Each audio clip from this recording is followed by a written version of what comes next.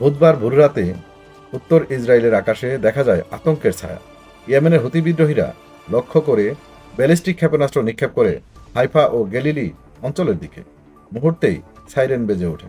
Bomb শেল্টারে আশ্রয় নেন প্রায় 10 লাখ মানুষ। ইসরায়েলের আকাশ প্রতিরক্ষা ব্যবস্থা সক্রিয় হয়ে ওঠে।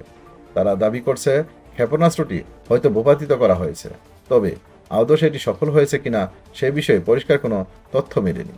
সতর্কতামূলকভাবে সাইরেন বাজানো হয়, যাতে ক্ষেপণাস্ত্রের ধ্বংসাবশেষ জনসাধারণের ক্ষতির কারণ না হয়। হাইফা ও পশ্চিমাঞ্চলীয় গ্যালিলি অঞ্চলে হামলার শব্দ এতটাই প্রবল ছিল যে আশপাশের এলাকা কেঁপে ওঠে।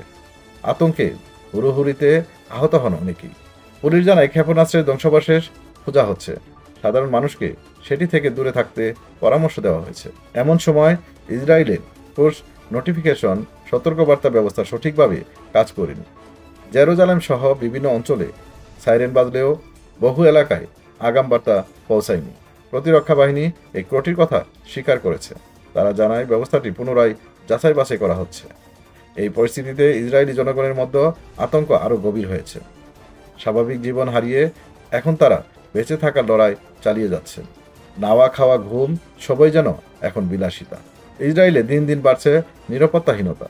সাইরেনের শব্দে রাত জাগা পরিবারগুলোর চোখে এখন শুধুই সংখ্যা আর অনিশ্চয়তা।